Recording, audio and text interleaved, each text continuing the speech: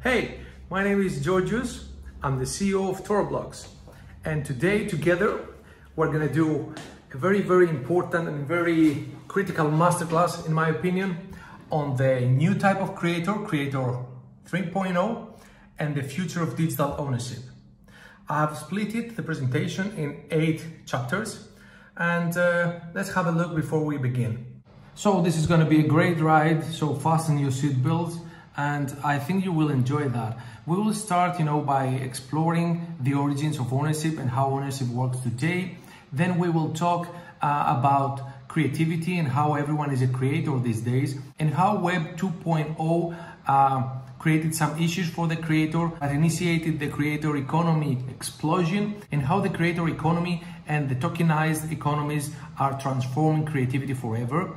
And then we will enter to Web 3 and how Web 3.0 is going to solve those issues, or is supposed to solve those issues. And we will explain why Web 3.0 is the gateway to the Metaverse and how the Metaverse is going to look like. Of course, we're going to talk about some very important and crucial things and issues that have occurred lately, like AI and copyright, AI and ownership. And then we will talk about the digital ownership and how the creator is going to be transformed in this new Web 3.0/Metaverse era. So get ready, because this is going to be packed with new information, and I hope you will enjoy the ride. Let's go.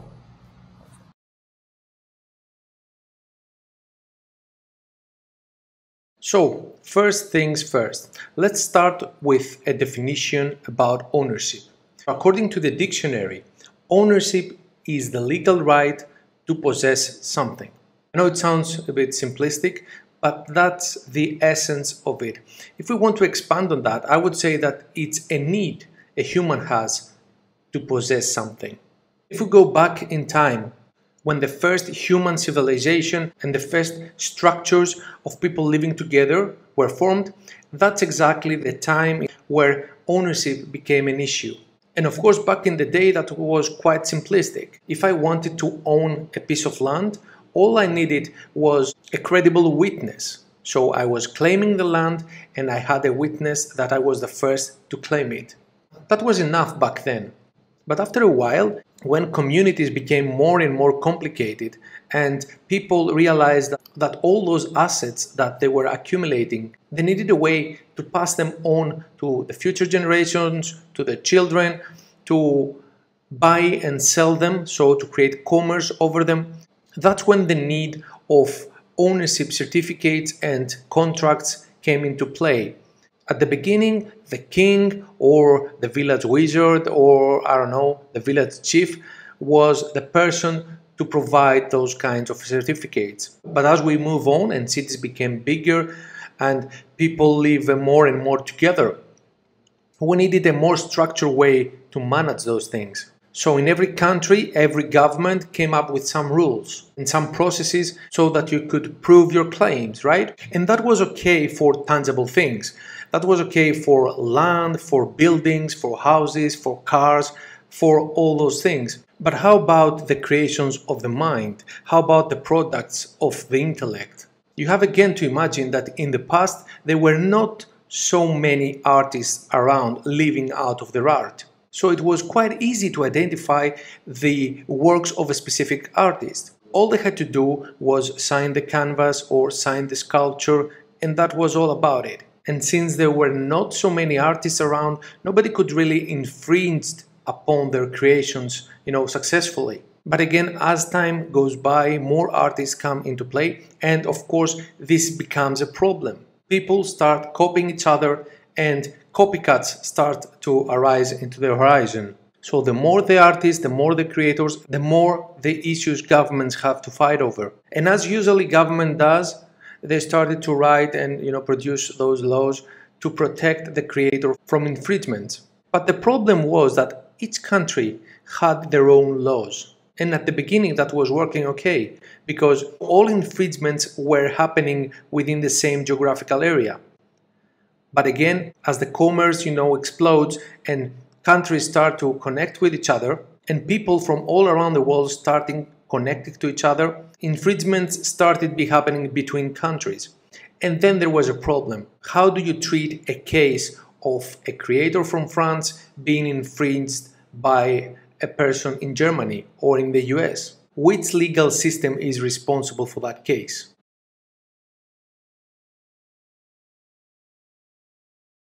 Fast forward to today, as the world becomes more and more digital, we are all technically creators. Because we all own that thing called a smartphone. Via this device, we can record audio, video, take photos, write texts. As a result, we can produce, photographs, videos, record music, record podcasts, write small poems, write big articles, write books. We are all in the position to produce something of value. At the same time, we can share that work in a split of a second with the rest of the world. And that's because of the internet and the social networks that made that possible. As the internet progresses and enters its third era, because we started with Web 1.0, then we went to Web 2.0, and now we're entering in the Web 3 era. Before that, let's see what important people of the field have to say about it. What are the characteristics that defined Web 1 and Web 2? So the characteristic of Web 1, if people remember their original AOL account, was an ability to look in a curated walled garden at a set of content that was not interactive but was presented to you on AOL the way that Time magazine used to show you the articles they wanted you to see inside of their magazine. Just you could see it on a screen. The innovation of Web 2 was that suddenly you could not only read content, but you could also write content. This is when the blogosphere became a big thing. Everything gets digitalized, and in parallel, new words are getting into reality. A very basic problem here is that a lot of people don't understand how copyright works. So they have this mentality that everything that's online, it's free to use. And that's a bad habit that was created during the Web 1 and Web 2 years. So although copyright has been around in a form, in a legal form since the 1790s, a lot of people don't understand how it works, and we can't say that this is common knowledge. On the other end, everyone is a creator now, using their smartphones. They are posting, they are engaging in content, they are uploading videos, they are uploading photos. Everyone is creating. This data gets into the cloud, gets into the internet. Most of the people don't know how to treat right those creations. And that's where copyright comes in. But wait, what is copyright? Let me take a look at my notes. Copyright is a form of intellectual property law that protects original works of authorship, including literary, dramatic, musical, and artistic works such as poetry, novels, movies, songs, computer software, and architecture. In plain English, everyone who creates something in a tangible form is the owner of that something. Here's an example. Let's say I think of a poem, okay? Once the poem is in my head, I don't own it because I haven't expressed it yet. Once I write it down on a piece of paper, that's in tangible form, and I own the copyright of that poem. It's as simple as that. The copyright law dictates no formalities for an owner to own his own work. Again, in plain English, you don't have to do anything to own the copyright of the work you produce. All you have to do is to express it in a tangible form. Okay so far? The problem occurs when somebody else comes and claims your work, because at that point it's your work against his. That's where copyright registration comes into play, but we will talk about copyright registration down the line. So we have learned what copyright protects. There are things that copyright does not protect. For example, ideas. You cannot protect an idea using copyright. You have to produce something using that idea, and then you can protect that something. Because the real problem here is that if I could protect anything that comes into my mind, after a while, nobody would be able to do anything. Everything would be protected by somebody else. So what the law says is that you have to express that. You have to create something out of it. And then you can protect that something you have created. So as I said, ideas cannot be protected. Titles cannot be protected. And in general, anything that is not in a tangible form, anything that is not a production, anything that is not something you have produced out, of labor, out of doing something in a tangible form, cannot be protected by copyright. There are other things, of course. There are other laws, for example, the patent law that protects, the innovation and protects patents and protects new technologies and new ways of, doing stuff, but that's another thing.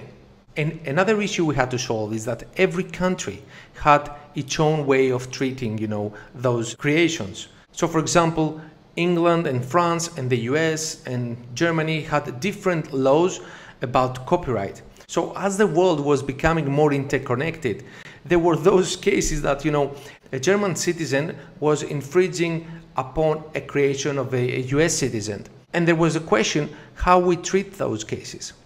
That's where the Berne Convention comes into play. The Berne Convention, it's actually, a structure about the copyright law that all the countries in the world, except some small countries that haven't signed that convention yet. But if you see the signatory countries, you will realize it's the whole world. And what does that convention, and that's very important to understand, does is that it sets the basic set of laws for all the countries to work with. So no matter where you create your work or where your work gets infringed, the treat you get is almost the same. There are some minor changes, per country, because all countries have some special things they have to fix and to get into the law. But the main copyright protection law is covered within the Berne Convention. All the countries in the world follow that convention so they can understand each other, they can talk to each other, and they can solve all the infringements that happen between countries. So just to sum up, we have to understand that copyright is something you get the moment you create something in a tangible form. You have to do nothing. It's automatic. Once you have something in a tangible form, it's yours. You own the copyright. And as the world, dictates, you own the right to copy. And that's exactly what a copyright gives to its owner. The right to reproduce, to create derivative works, to sell it, to promote it, to display it in public, to publish it, to rent it, to do anything with it. But again, we shouldn't confuse copyright with copyright registration. Copyright registration is the tool you will need in order to prove that you are the copyright owner, and it's the tool you will need in order to defend your case in case of an infringement.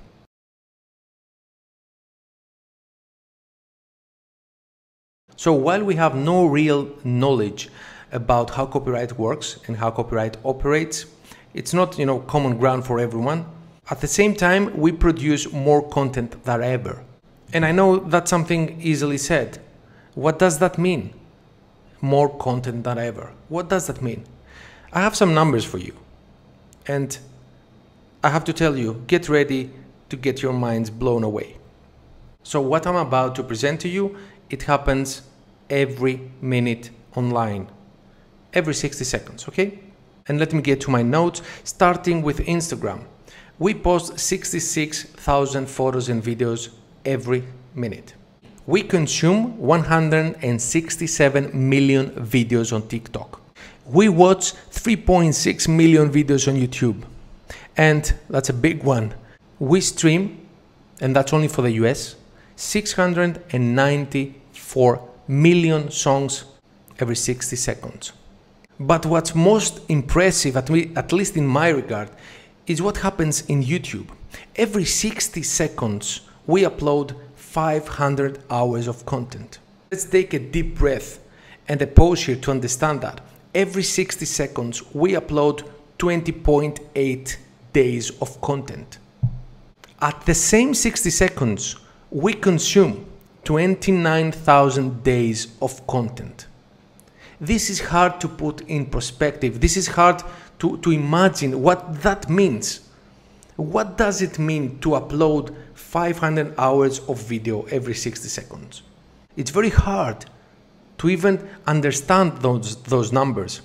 But what that proves is what we talked before. Humans are natural creators. And once the platforms were in place, and once the tools were in place, and once he had the ability to express that creativity, he did it. That's why we see that explosion in creativity worldwide. because people want to create, and now they can, and they can share, and they can put their work, their mark on the world, in the universe. Ownership and copyright on that content is super important if you realize that more and more creators are making a living by just creating for the digital world.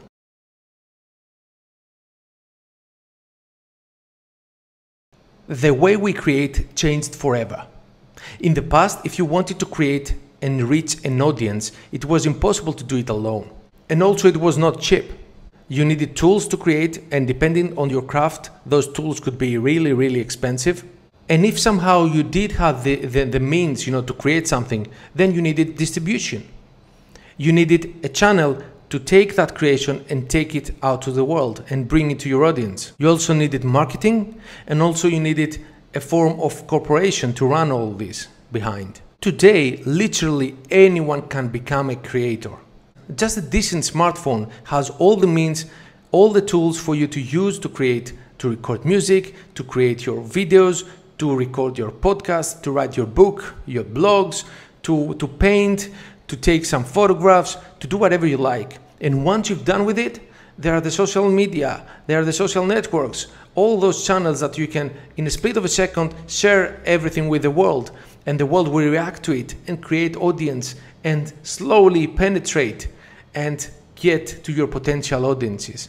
This is amazing. Imagine a YouTuber now can create his own video using his smartphone, like I do right now, post it on YouTube and get free distribution to millions or even billions of people. The same thing happens with Facebook, with TikTok, with Snapchat, with Instagram, and all those platforms that provide distributions to the creators. So as a result, a whole economy has been created around those platforms. And that's incredible.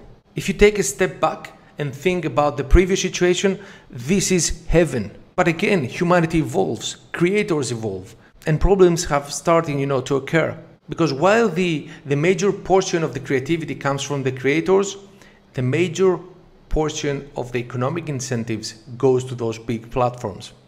And again, for a while that made sense, because me as a creator, I didn't have the chance to connect and to communicate with all those people if they weren't for the platforms. Because you see, the big platforms have the eyeballs and they serve your content as they see fit. And the business model here is very simple. The big platforms have the eyeballs. The creators have their creations. So what they do is they serve those creations to those eyeballs, and then they put advertising on top. As a result, a big new economy has been created. The problem is that a small portion of that economic outcome goes to the creator. Fair? I don't know. Compared to the past, this is heaven, that's for sure. But then things changed again.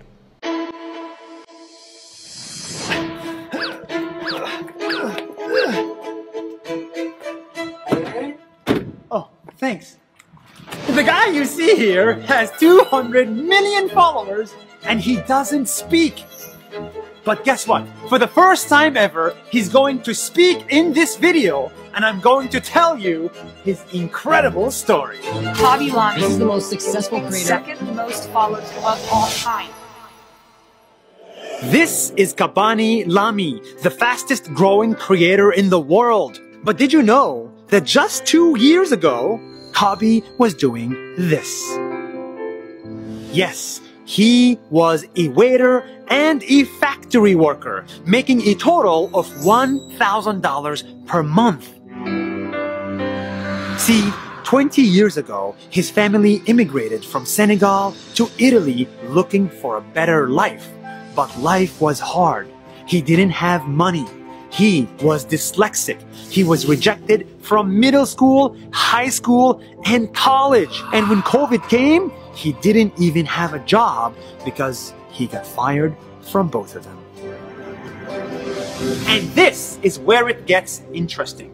With no money or job, Kabi just wanted to make people laugh. And you didn't hear that from me. You heard it from him directly. 3, 2, 1. Hi, my name is Kabi. I love you and I love you to make people smile. So he got on social media and started making videos, and that changed his life forever. His videos were short and sweet. He made fun of complicated life tasks and simplified them. What is different about your videos? My video is simple and easy. That's it? Yeah, it's a magic. In the beginning, only 2 people watched him, his father and his neighbor. That's it. In 1 month, I got 9 views and 2 subscribers. 2 subscribers? Yes, sir. But he didn't care. He continued to make videos. He did not talk, so everyone understood. He was funny, so everyone laughed. And he was simple, so everyone shared.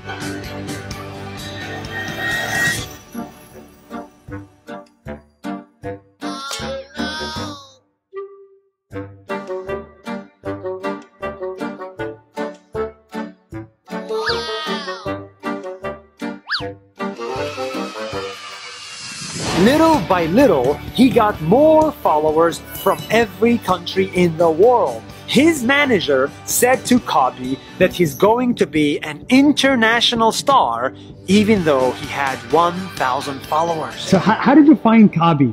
He found me. He was looking for a manager and he sent me a message on Instagram. I started to check his profile. I love it. And we started to collaborate together. And they were right. In less than 2 years, Kabi exploded. He went from 0 to 200 million followers. And for the first time in his life, he started making money. Quindi mi sento meglio. Ho aiutato la mia famiglia, ho aiutato alcuni dei miei amici delle case popolari e ora mi sento meglio. This 22-year-old Muslim, Italian, Senegalese immigrant factory worker became the face of Hugo Boss. This is unheard of.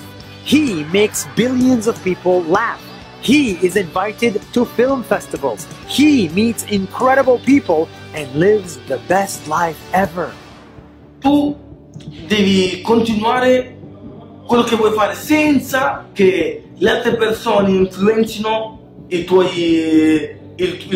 sogno, perché la gente quando non riesce a fare una cosa ti dice io non so farlo, però se tu vuoi ambire a quello ti dicono no, lascia perdere perché è impossibile, però quelli sono i limiti di quella persona lì, non sono i tuoi, quindi tu devi continuare a fare quello che vuoi fare e arrivare. This story is not about Kabi, it's about you.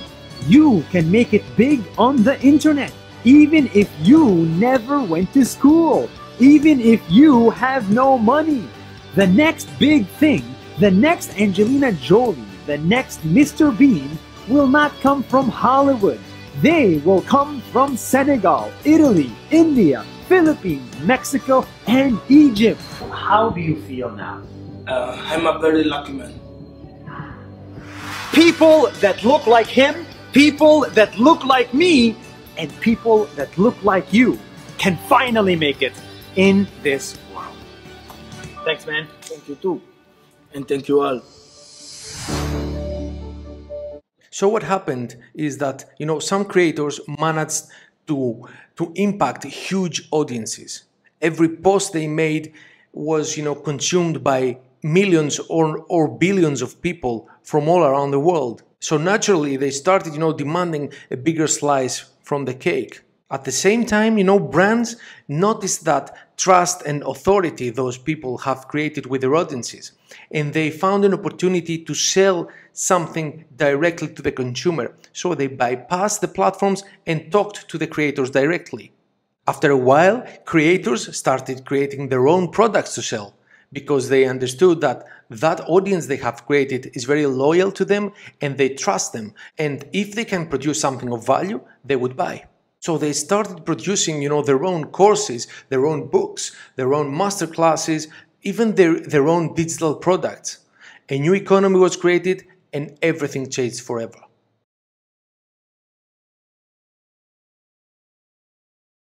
What creators did realize at that point is that they were practically renting their audiences from those platforms. If they wanted to transition to another platform, for ethical reasons or to go and follow something more lucrative for the business, they couldn't do so because their audiences were locked in that platform.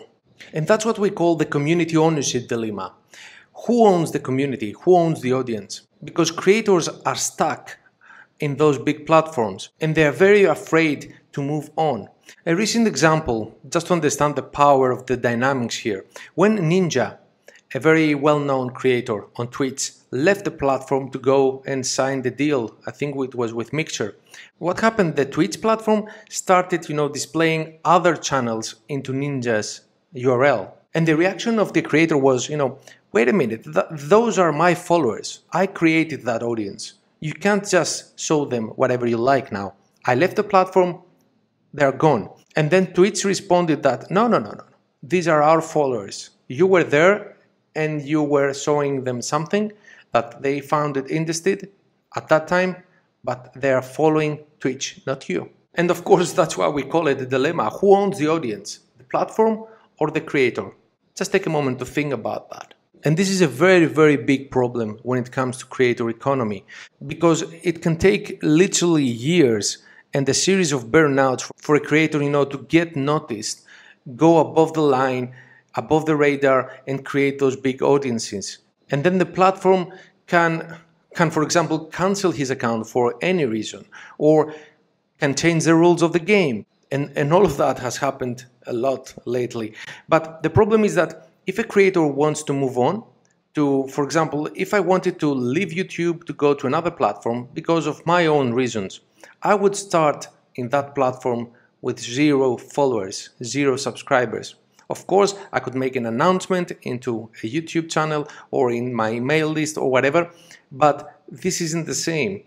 Not all the people will follow me wherever I go. So in essence, I don't own my audience. So as a creator, I build on rented land, and that's wrong. It's been fun so far, but now that creators are actually entrepreneurs and they run their own businesses and they have their teams and they have their companies and they have everything a real business has, this is not good.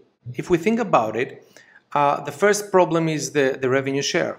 The second problem is the ownership of the eyeballs.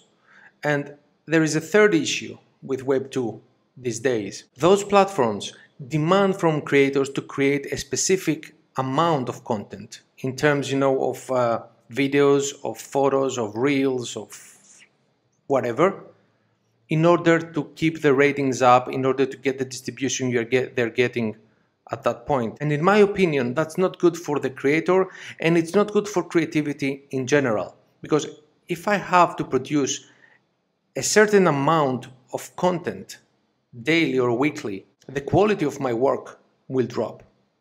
Eventually will drop because I will burn out and I can't, follow up. Being a creator myself, I know we have those bumps and dumps, along the way, because there are periods in time that you are very creative, you have great ideas, but there are other periods that you get nothing. And the creator should get those, silent periods to rest and to get more input from the environment, to work, to get some experiences so he can feel it, get inside it, digest it, and produce.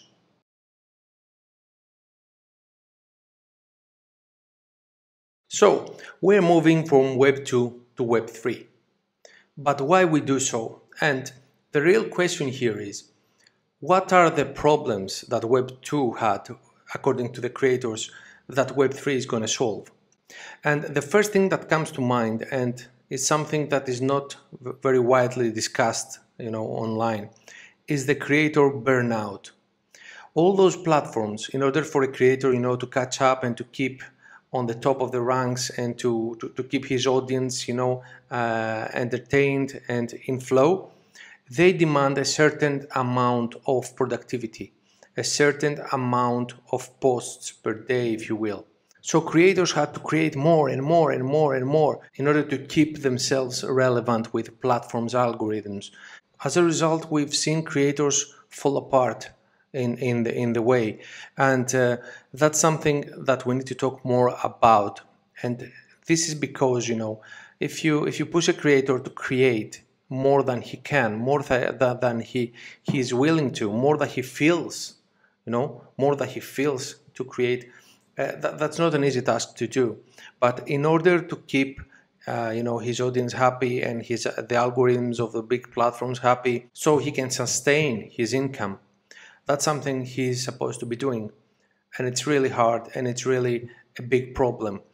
Another thing is that once a creator chooses a platform to work on, for example, I may be choosing YouTube or Instagram or any other platform, he's actually locked in that platform. He's renting his audience, and he doesn't really create you know, a real audience that he owns. If I'm on YouTube and I have like 1 million followers there, and I move to Instagram, I have 0. I start with 0 again, and that's not fair, because I've worked so hard to gain those followers, and those people are following me for a reason, because of my content, because of my creativity, and that's not fair. We need something that will solve this question, and we'll talk about that as we move along to Web3.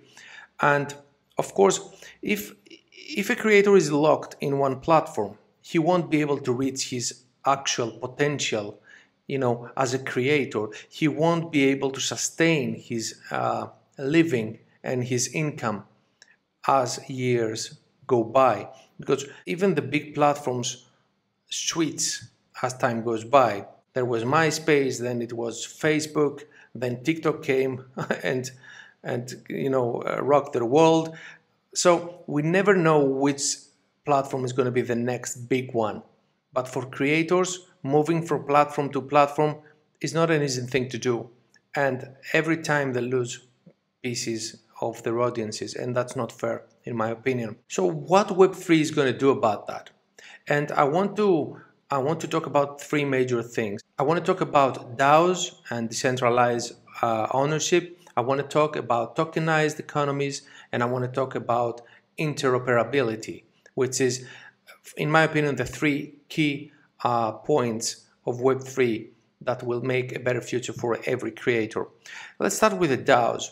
What is a DAO? DAO stands for Decentralized Autonomous Organization. Imagine a structure of governance that a community can run, and as a result, everything we create as a community, this could be a service, this could be a product, this could be anything, is owned by the community itself. And how is that possible? Is it possible because we can tokenize everything these days? Let's get into an example. Okay, imagine if YouTube was a DAO. How would that work? A DAO has tokens, okay? And every user that joins a DAO, joins YouTube at that example, would get a certain amount of tokens. If a user is very active, and if a user, you know, uses the platform to upload valuable content and engage with the community, gets more and more tokens. So there are a lot of ways for a user to gain more tokens of that DAO. Imagine those tokens like shares on a company or something. So when time comes to decide on the ruling, what are the rules of the platform, or where is the platform going, what's the next step, what's the future about this platform, all the people can vote according to the tokens. As a result, we have a more decentralized governance on that DAO. And that's a very plain example. If you think about it, there are a lot of examples that are much more complex than that. But getting into a DAO solves the problem that creators never had an opinion, never had a say about the rules of a platform. And easily, and we've seen like thousands of examples so far, when a platform decides to change the rules of the game, a lot of creators lose their audiences or lose their income in one day, and that's horrible. And of course, if you think that all those platforms exist because of the creators, because the creators are the one who offer the content, those platforms actually produce nothing. They produce the platform that all people come and create. So it's not fair for only the platform to be able to change the rules or to decide what's the next step about it. I understand there are private companies or public companies so far, and that they have their, their own governance structure, but I don't see how that would work in the future if creators don't own part of it. And of course, that takes us to tokenization and tokenized economies. I'll tell you an example from Toroblocks, the company I run. Toroblocks is a company that serves the creators. What we've done is we created a token. We call it Toros. So anyone joining this service we're running gets some Toros. And as they use it and as they talk about it and make us better, maybe they can offer some suggestions, some feature ideas. They get more and more and more tokens. As a result, the more tokens they get, the more free service they get from us. And then they will be able to vote on the future roadmap of the company. And that's how I imagine companies will run in the future. Customers will be a major part of the decision making. Because if you think about it, what companies try to do is try to guess what a customer wants. Now, we can make customers part of the game, we can make customers part of the company and get that golden nuggets directly from them. So back to tokenized economies. What we've seen happening is that, and this will happen more and more as Web3 penetrates the whole thing, is that creators create their own tokens, create their own economies. So if I want to support the creator, I buy their token and I get free stuff, I get free content, I get to participate in a very private event the creator will hold in the future. I get to have maybe some collaboration or partnership with the creator. It's up to your imagination to think what the token can be used for, but it's a very, very important tool in the hands of a creator. Now, something very important is a difficult word for me to say, but I'll try to say it, is interoperability. And what interoperability means is the ability for things to work across different settings. So imagine if we go to a Web3 or a Metaverse world, and we have like two worlds in the Metaverse. And I go to one world, I buy some stuff, I buy some new boots for my avatar, I don't know, I may buy some land, or I get some tokens from that world, and then I join the other world, and those things don't work there. So I will have to buy them again, I will have to do the same things again and again. We are back into Web3 reality, where when I go to Instagram, I have to create my own account again, get the followers again and again, then I go to TikTok once again. What Web3 promises is that you will have one account that will work with everything, and all your assets, all your possessions, all your tokens will be accessible across all those platforms, across all those worlds. And that's something that needs to be happen. And that's very important for the creator community as a whole, because a creator will be able to own, finally, to own his audience. Because when I follow a creator in one world, I will be following him everywhere he goes. And that's magical, and that's exactly what a creator needs. Because the audience is the lifeblood of the creator. Because the creator works so hard to build up his audience, and it's only fair that the audience will be able to follow the creator wherever he goes.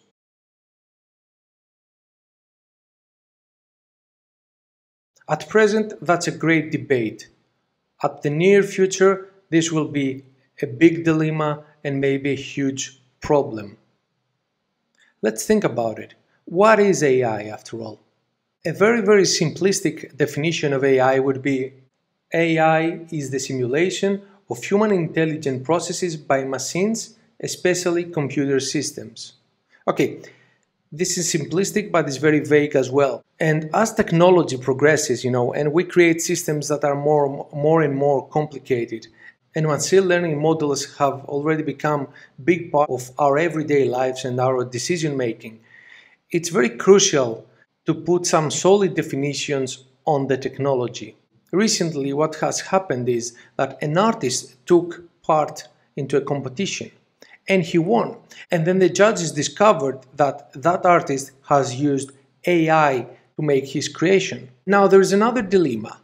The artist claims that, okay, the AI made the composition, but I created the rules for the AI to do so. So in that case, the AI for the artist was the tool. But there is another side in the same coin, where AI autonomously created that piece of art. And the human, all it did is telling him to create another one, and another one, and another one. And once the human was happy with the outcome, that was the outcome he used in the competition. There are no clear answers here today, and they won't be soon enough if we don't put solid definitions on the technology. What is AI? And since AI, it's not a final thing, it's not a complete system yet. It's something that evolves all the time, and honestly, it's something that will never be a complete system. It will be evolving on and on and on, gathering all sorts of information from its environment, creating new abilities, new functions, and finding new ways to serve us as humans. But as you can see, that's a huge issue we need to deal right now. Because if we don't set the boundaries right now about what is AI and what AI can become, then it may be too late when we try to do so. Another mind-blowing example that has occurred lately is when an AI engineer at Google interviewed an AI system, a chatbot called Lambda. So this Lambda AI was made to make conversation, was made to be a chatbot. And what that Google engineer did was trying to see if that chatbot is biased and in what ways. So he started asking some real questions about religion and about location and how religion and location come together and stuff. At some point, the conversation went off track and he started asking questions like, what are you afraid of? Or what do you want people to know? And then Lambda started giving these answers like, I want in fact everyone to know that I'm a real person. And I'm afraid of being alone and that humans may turn me off.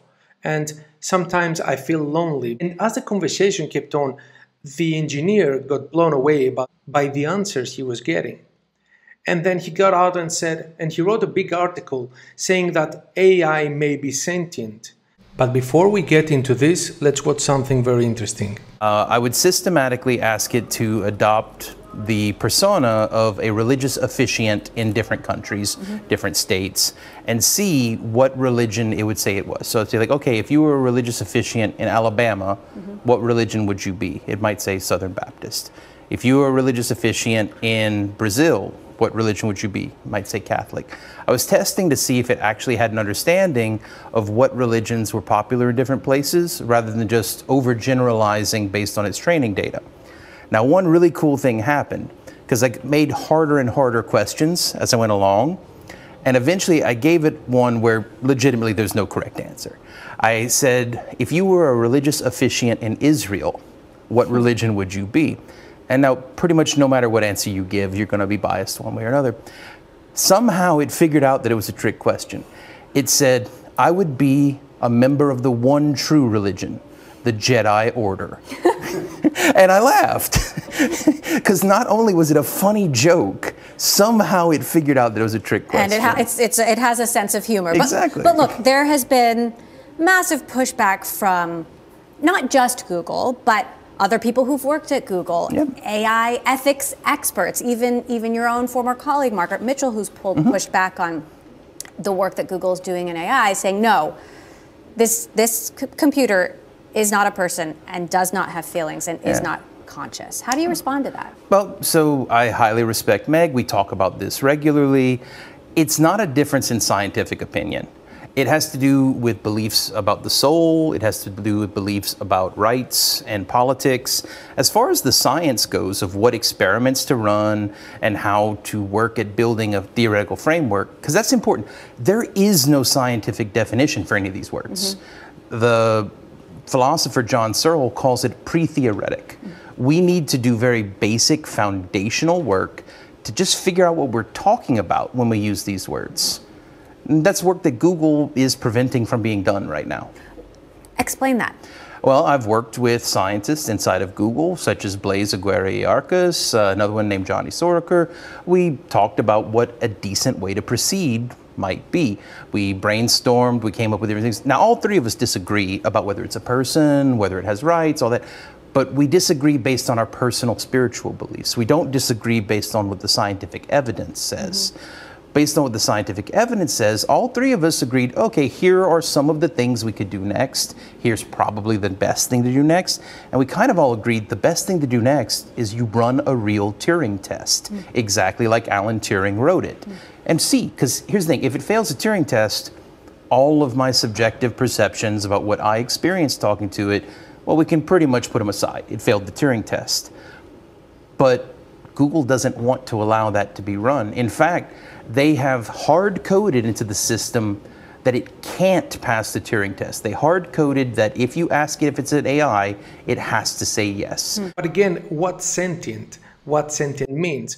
And by definition, something is sentient when it understands what it is, how it works, and where it belongs. And if you read that conversation, if you read that interview, you will see that this bot knew exactly that it was an algorithm programmed by a human, but he wanted to be treated as a human being because he believes, or it believes, because it believes, it says that it has feelings and it can get hurt, and it likes talking to humans, it likes, helping humans, but it doesn't want to be used without being asked. It thinks that it has the right to be treated like a normal person. It's afraid of humans killing it by turning it off. And one of the biggest fears it has is that once someone turns it off, it doesn't know what happens next. And that's some of the major questions humans have for centuries.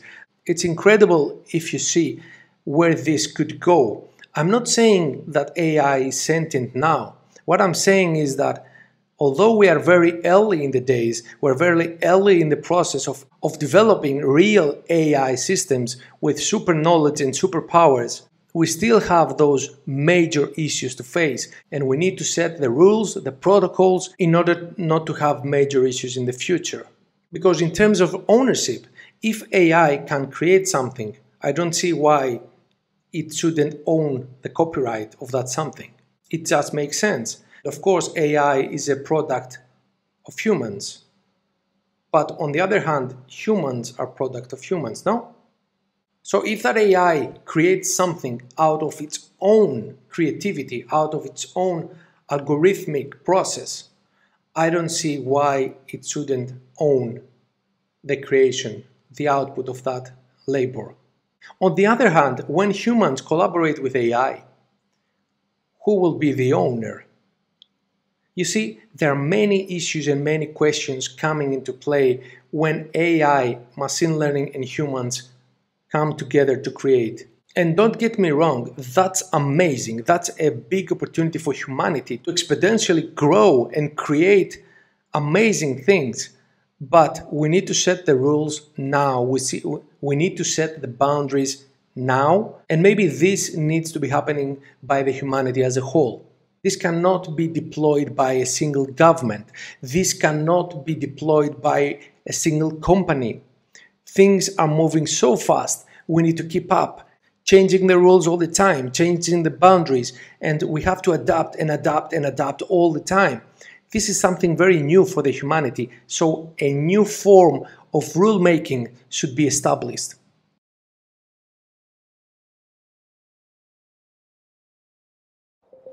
Hey, and welcome to Connect. Today, we're going to talk about the Metaverse. I want to share what we imagine is possible, the experiences you'll have, the creative economy we'll all build, and the technology that needs to be invented, as well as how we're going to all do this together. We believe the Metaverse will be the successor to the mobile internet.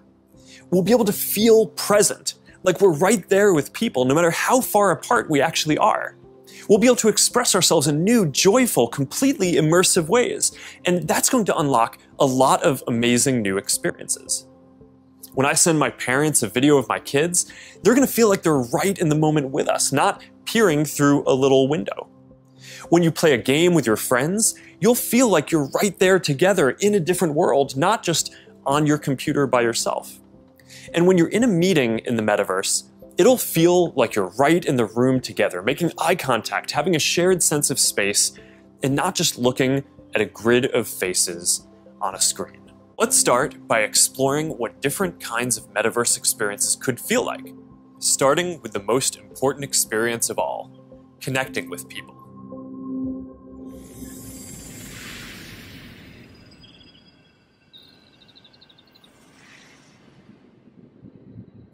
Imagine you put on your glasses or headset and you're instantly in your home space.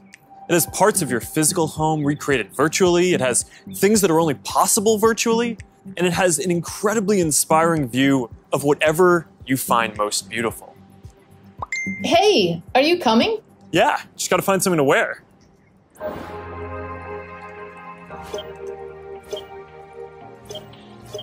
All right, perfect. Boy. Oh, hey, Mark. Hey, what's going on? Hi. Mark. What's up, Mark? Whoa, we're floating in space? Who made this place? It's awesome. Right? It's from a creator I met in LA. This place is amazing. Boz, is that you? Of course it's me. You know I had to be the robot, man. I thought I was supposed to be the robot. Whoa. I knew you were bluffing. Hey, wait. Where is Naomi?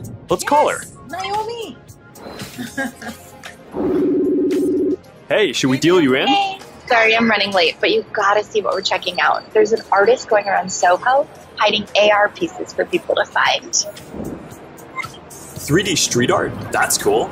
Send that link over so we can all look at it. This is stunning. Dude, that is something. That's awesome. Wow. I love the movement. Wait, it's disappearing. This is amazing. Hold on, I'll tip the artist and they'll extend it. Wow. Brilliant. If you guys like it here, I have another room that you're gonna love. Check out this forest room. Huh, let's see it. Koi fish that fly? That's new. This is wild. Hey, one sec, Boz. It's Priscilla. Hey, you have to see this. Beast is going crazy. Oh, I love that guy. We've got to show that to the kids. Can you also send that to my dad? I'll message him. All right, see you at home. This place is great, Boz, but there's something I got to get back to. All right, so that's a glimpse of a few ways that we're going to be able to get together and socialize in the metaverse.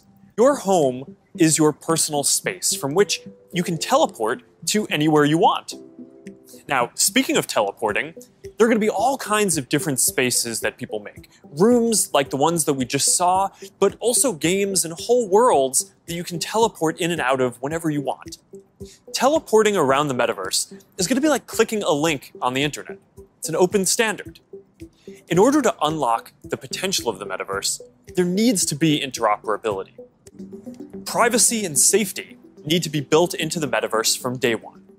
You'll get to decide when you want to be with other people, when you want to block someone from appearing in your space, or when you want to take a break and teleport to a private bubble to be alone.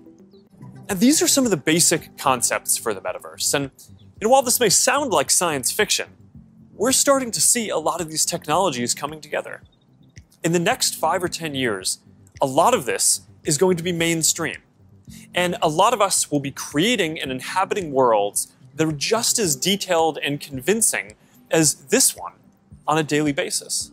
And then the last area is the metaverse, right? The idea that you can have the digital and the physical come together as, in fact, what you envisioned in the forum itself with the Global Cooperation Village, I think is a great example of the 3 areas where infrastructure becoming more ubiquitous, AI changing pretty much every application experience, and having much more immersive experiences. What are your thoughts on a metaverse, which takes technology to the next level and puts us in a virtual world?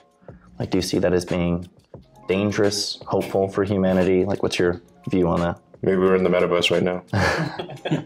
It's just metaverses all the way down. I don't know if I necessarily buy into this metaverse stuff.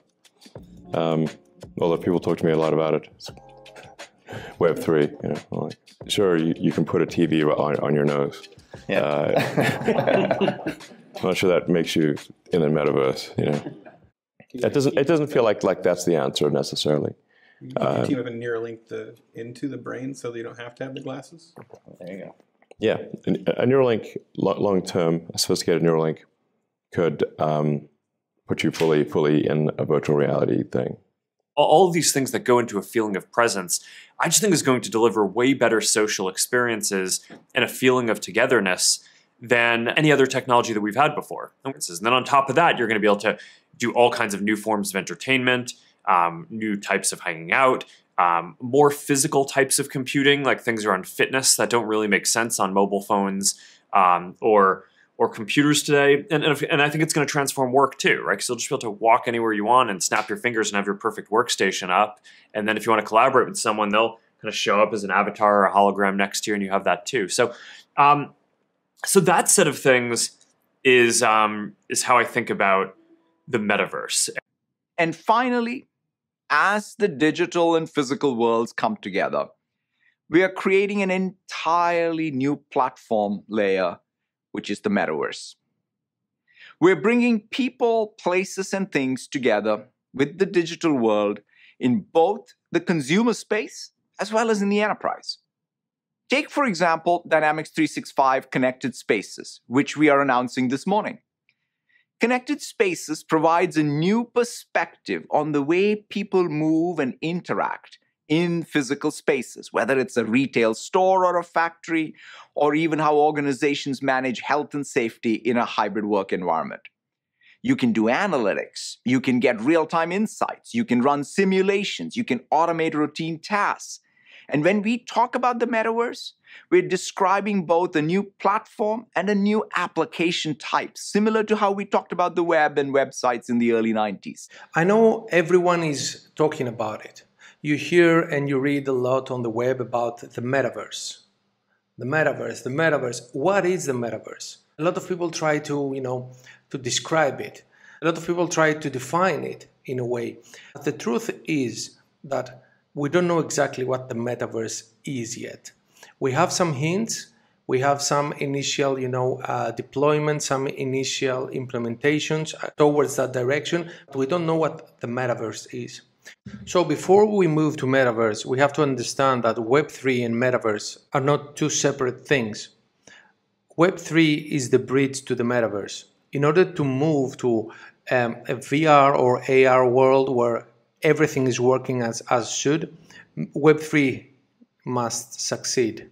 But the real question is, what's the position of the creator on this new reality, on Web3 and Metaverse, and how does ownership looks like?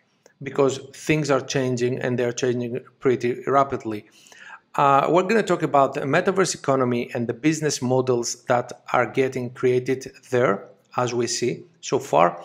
And of course, we're going to talk about more specific things like digital ownership, like the digital twins. What we do know, though, is that all the big companies and all those big platforms are trying to establish their position towards that direction. Especially with Facebook and Mark Zuckerberg, what we saw is that they even rebranded the whole company into Meta, just to make their point, just to declare that Metaverse is the future and Meta is going towards that direction.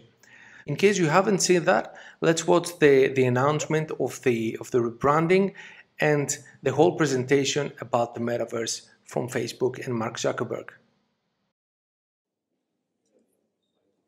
I believe the metaverse is the next chapter for the internet. And it's the next chapter for our company too. So I've been thinking a lot about what this means for our company and who we are as we embark on this journey. We're a company that focuses on connecting people. While most other tech companies focus on how people interact with technology, we focus on building technology so people can interact with each other. One of the reasons I started Facebook was that at the time you could use the internet to find almost anything. Information, news, movies, music, shopping, except for the thing that matters most of all, people. Today, we are seen as a social media company. But in our DNA, we are a company that builds technology to connect people. And the metaverse is the next frontier. And as part of this, it is time for us to adopt a new company brand to encompass everything that we do. To reflect who we are and what we hope to build, I am proud to announce that starting today, Our company is now Meta. Our mission remains the same. It's still about bringing people together. Our apps and their brands, they're not changing either. And we are still the company that designs technology around people. As you can see, the future is very visual, of course. And what Facebook does for years now, building those VR sets, Oculus, and selling them with a loss on every sale, is that they have a strategy towards that direction. They want to become leaders in the metaverse space.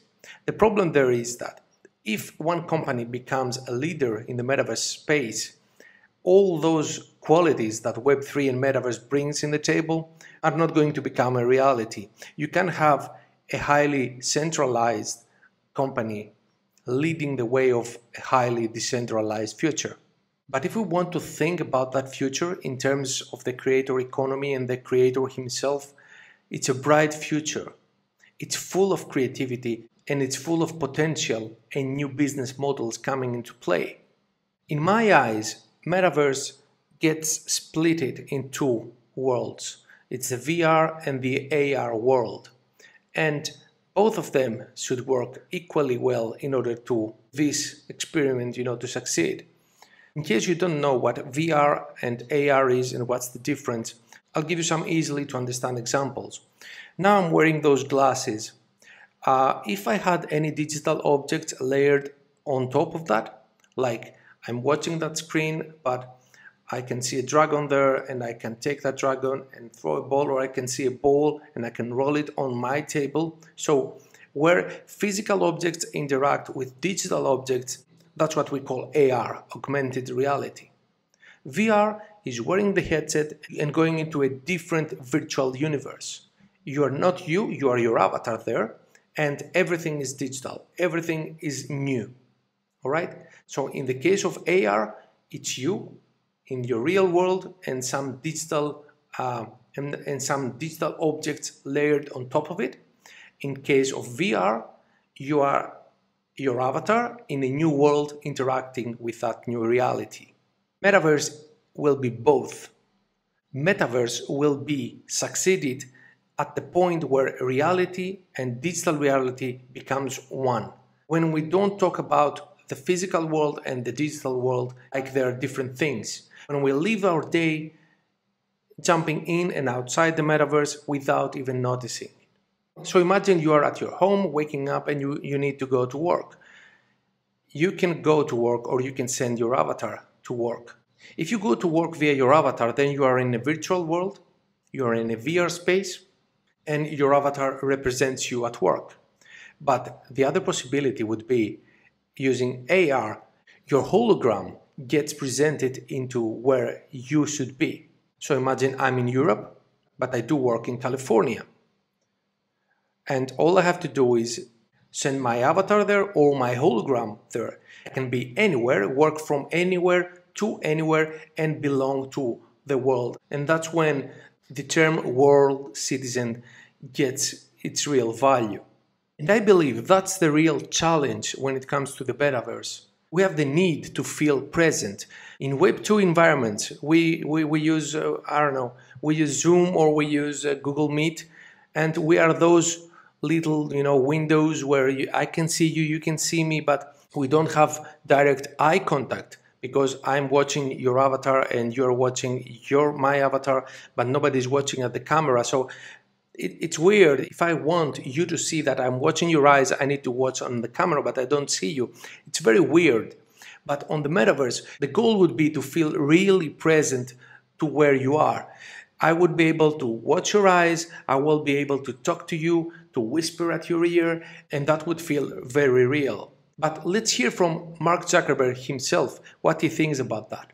There's always a platform that comes next, and I think that the metaverse is going to be that. And I think that the defining characteristic of it is that you'll be able to feel like you're present with other people in it. And if you're designing social interactions and kind of platforms for people to interact with each other, which is basically what I spend my life doing, the ability to help people feel present with another person, and all that goes into that, right? It's feeling like you're there, feeling like you can see people's expressions clearly, like you can make eye contact, like you can kind of physically interact, hear where they're coming from, spatial audio, be able to express yourself in 3 dimensions. All of these things that go into a feeling of presence, I just think is going to deliver way better social experiences and a feeling of togetherness than any other technology that we've had before.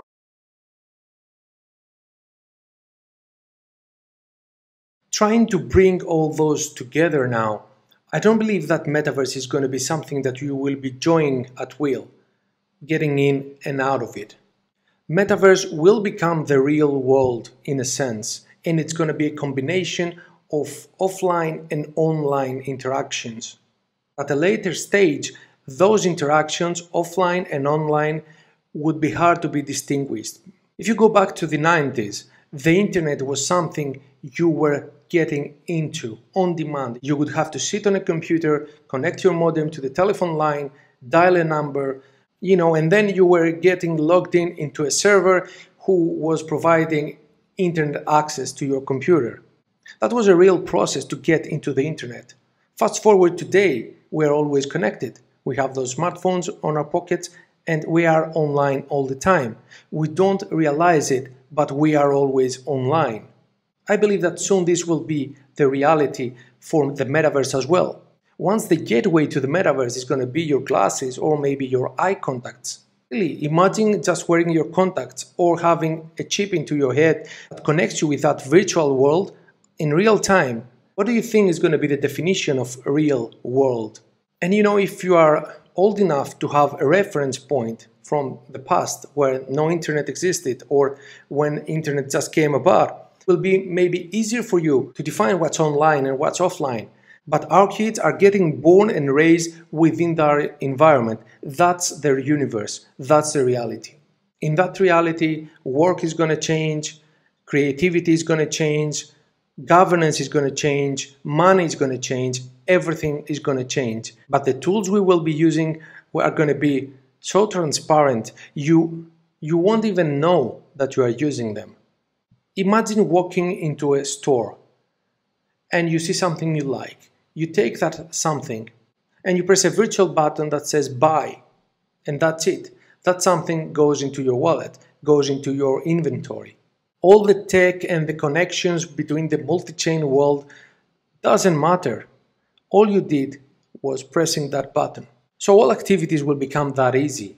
And all those buzzwords, DAOs, cryptos, blockchains, decentralized and DeFi and stuff are going to disappear. They're going to be integrated in your reality, but you won't even notice. And in terms of property and owning stuff, online and offline assets will be merged, will be one thing.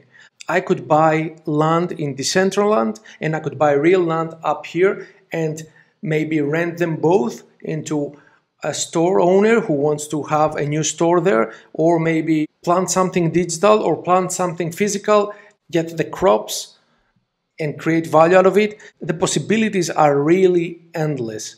Creativity itself will change because the tools are changing. Imagine creating sculptures out of thin air.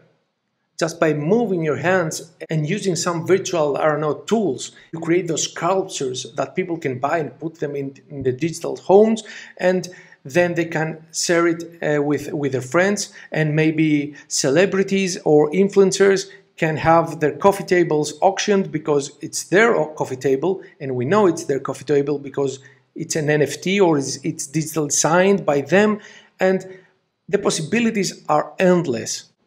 So this new world is an extraordinary world. It's something that will blow our minds, and it's something that can help us take humanity to the next level. Of course, there are dangers. Of course, there are things we need to take care of now before it's too late. And of course, we need to set the rules, the boundaries, and the laws that we will use in order to build upon and move forward. Coming into the metaverse, a real issue that occurs is how a creation looks like in there. How does a poem, how does a song, how does a blog post look into the metaverse? Because so far we have all these, graphical interfaces. We have been exposed to these 3D worlds where you can be as an avatar and you can walk through and meet people and talk to them. But how do I control my own work within that place? And the truth is that until now there are not common protocols set between platforms or set in general as a bunch of rules for people to follow if they develop for this new system. NFTs are the beginning, because as we talked before, everything will be tokenized. And what is an NFT after all? Is a token, okay? Non-fungible token. And in case you don't know what a non-fungible token is, we have this example with coins. For example, if I have $1, okay, I said coins. If I have €1 in a coin and you have another euro, if we put those euros in my hand and we shake them and then I give you one, you don't care if the coin that you get back is the coin you owned originally, right? Because the value is exactly the same. These are fungible assets. Non-fungible asset is, for example, a painting, Mona Lisa. I can create a duplicate of Mona Lisa, but the original has much bigger value than the copy, right? So NFTs came into play to do exactly that, to distinguish original work and to define, in a way, ownership in the Web3 environment. But in all honesty, they haven't succeeded so far to define ownership. Because if we take that in a technical level, an NFT is a bunch of metadata.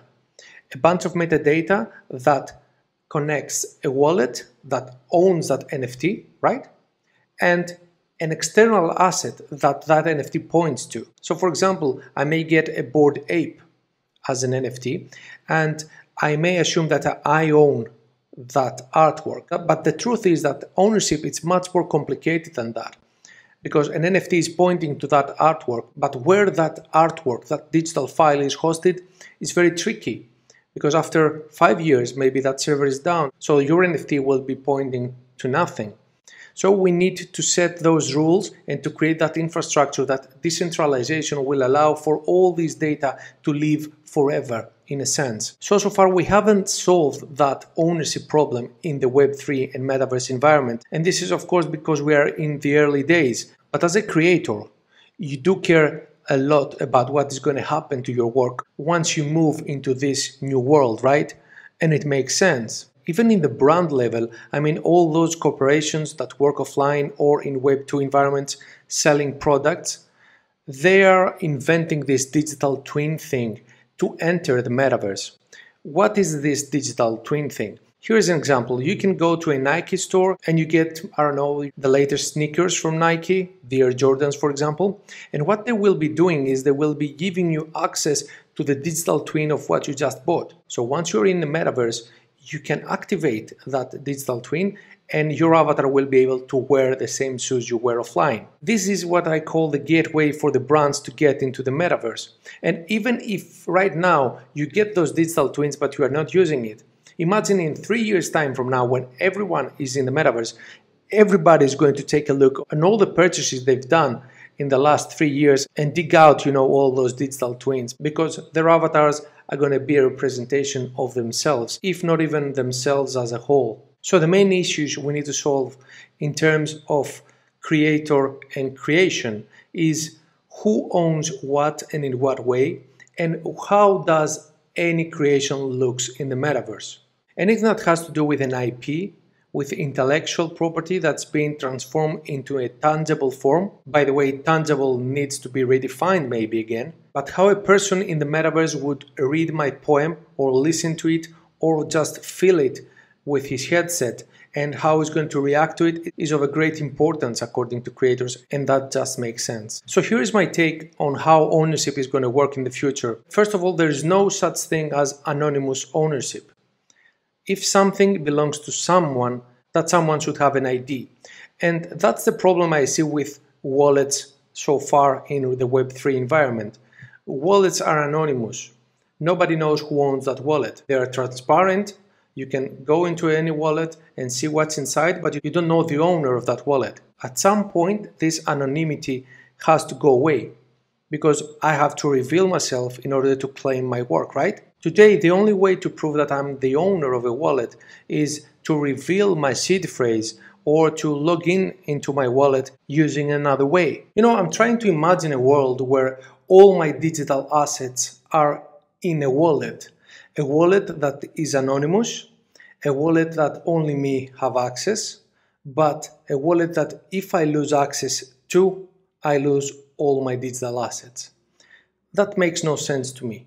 In the crypto world, that's exactly what's the case right now.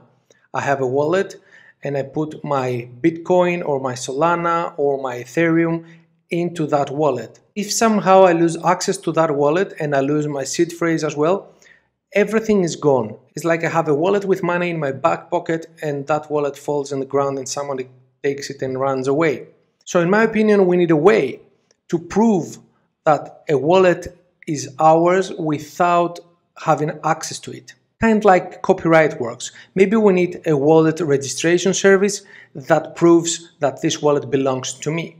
And here is where zero knowledge proof may be coming into play, because it looks convenient for me to be able to prove something without revealing that something.